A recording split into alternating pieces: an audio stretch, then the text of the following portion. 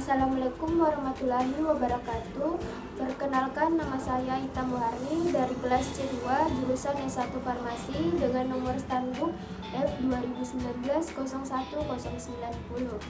Nah, di video kali ini saya akan menjelaskan materi tentang osteoartritis. Yang dimana materi-materi yang akan saya menjelaskan, yang pertama itu definisi osteoartritis, yang kedua klasifikasi osteoartritis, yang ketiga langkah-langkah penetapan diagnosis, yang keempat penata laksanaan osteoartritis. Masuk pada materi pertama, yaitu definisi osteoartritis. Osteoartritis atau sering disingkat dengan OA merupakan bentuk artritis yang sering ditemukan dalam masyarakat, bersifat kronis, berdampak besar dalam masalah kesehatan masyarakat. Osteoartritis dapat terjadi dengan etiologi yang berbeda-beda, namun saja mengakibatkan kelainan biologis, morfologis, dan keluaran klinis yang sama. Terdapat beberapa faktor resiko OA, yaitu obesitas, kelemahan otot, aktivitas fisik yang berlebihan atau kurang, trauma sebelumnya, penurunan fungsi proprioseptif, faktor keturunan menderita OA, dan faktor mekanik. Faktor resiko dapat mempengaruhi progresivitas, kerusakan rawan sendi, dan pembentukan tulang yang abnormal. OA paling sering mengenai lutut, panggul, tulang belakang, dan pergelangan kaki. Karakteristik OA ditandai dengan keluhan nyeri sendi dan gangguan pergerakan yang terkait dengan derajat kerusakan pada tulang rawan. Selanjutnya masuk pada klasifikasi osteoartritis. Nah, klasifikasi osteoartritis ini dibagi menjadi dua. Yang pertama, klasifikasi osteoartritis berdasarkan etiologi, dan yang kedua, klasifikasi osteoartritis berdasarkan lokasi sendi yang terkena. Nah, klasifikasi osteoartritis berdasarkan etiologi dapat terjadi secara primer atau idiopatik maupun secara sekunder. Klasifikasi OA berdasarkan etiologi dapat dilihat pada tabel berikut. Nah, pada kolom metabolik terdiri dari artritis kristal, akromegali, akronosis, hemochromatosis, sama penyakit Wilson.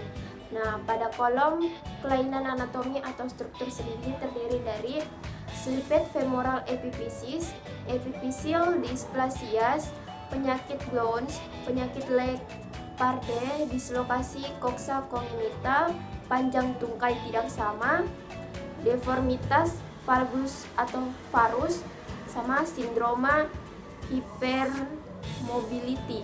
Nah, pada kolom trauma terdiri dari trauma sendi mayor, fraktur pada sendi atau osteonekrosis, bedah tulang, sama jejas kronis. Nah, pada kolom terakhir inflamasi terdiri dari semua artropati inflamasi dan artritis septik. Selanjutnya, klasifikasi OA berdasarkan lokasi sendi yang terkena. Nah, klasifikasi ini digunakan dalam penata laksanaan osteoartritis secara menyeluruh, baik secara farmakologi maupun non-farmakologi. Untuk kepentingan rekomendasi ini, penanganan OA tidak hanya pada sendi lutut, panggul, lumbal, tetapi juga dapat mengenai sendi-sendi di bawah ini. Osteoartritis tangan terdiri dari nodus Heberden dan Bouchard, artritis erosif interfalang, karpal, metakarpal 1. Kemudian pada osteoartritis lutut terdiri dari bony enlargement, genovalgus, genovarus. Kemudian pada osteoartritis kaki terdiri dari hallux valgus, hallux rigidus, jari kontraktur, sama talonaviculare. Kemudian pada osteoartritis coxa atau panggul terdiri dari eksentrik atau superior, konsentrik atau axial, medial, diffus atau coxa similis. Pada osteoartritis vertebrata terdiri dari sendi apofisial, sendi intervertebral, spondylosis sama ligamentum. Kemudian pada osteoartritis di tempat lainnya terdiri dari glenohumeral, acromioclavicular, tibiotalar, sacroiliaca, temporomandibular. Kemudian pada osteoartritis generalisata atau sistemik, dia meliputi 3 atau lebih daerah yang tersebut di atas. Selanjutnya masuk pada langkah-langkah penetapan diagnosis.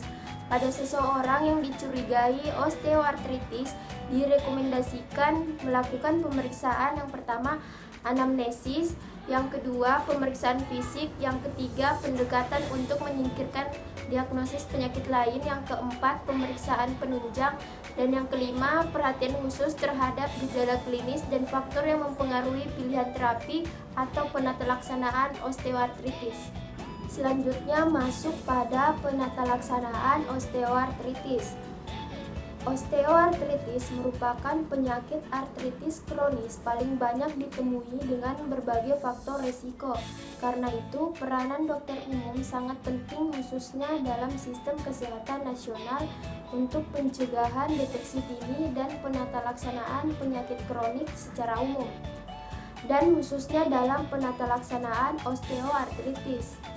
Karena itu, rekomendasi penata laksanaan osteoartritis sangat diperlukan untuk memudahkan koordinasi yang meliputi multidisiplin, monitoring dengan patient-centered care yang bersifat kontinu atau terus-menerus, komprehensif dan konsisten, sehingga penata laksanaan nyeri osteoartritis kronik dapat dilakukan secara efektif dan efisien. Selanjutnya masuk pada tujuan penata laksanaan osteoartritis.